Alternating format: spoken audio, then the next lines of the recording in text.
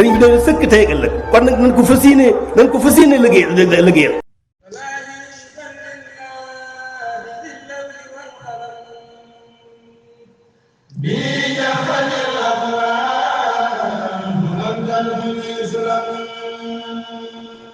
أعوذ بالله من الشيطان الرجيم بسم الله الرحمن الرحيم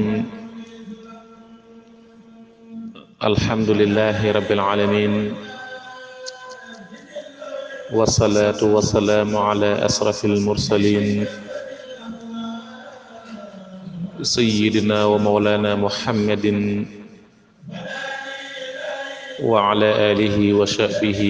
وسلم تسليما mbokk yi seen yóbbalu bis bi ak ndongali Cheikh Ndiaye Gana Sëriñ Tuuba xaadala wallahu maxtaaralahu ci gànnaar mas naa fekk sëriñ Bay Jaxate ak sëriñ Xamsatu Jaxate radiyallahu taala anhuma ñu toog ci buntu jàkka ji waxtoo timis mu ne ana ñaar ñi ñumu ñu waxoo ko Sëriñ Tuuba xaadala wallahu maxtaaralahu ne leen yéen ñaar ñi dama bëgg ngeen góorgóorlu bu baax na ngeen di sama yaari gone yoo xam ne yàlla sa boroom subhanahu wa taala daa def sama yaakaar ci yéen ma bëgg ngeen góorgóorlu ba bis penc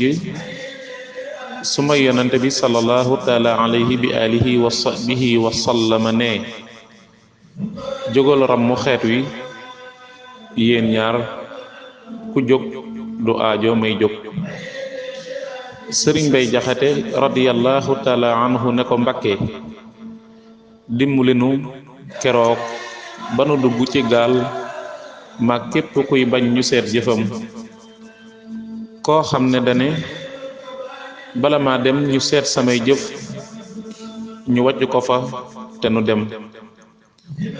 Sëriñ Tuuba xaadala wallahu maxtaaralahu ne ko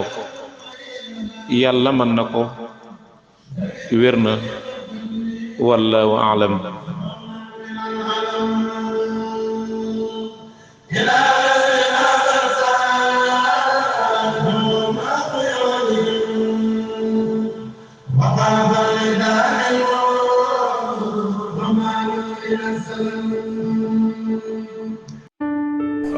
sëriñ bi doon sëkk tey ak ëllëg kon nag nañ ko fas yéene liggéeyal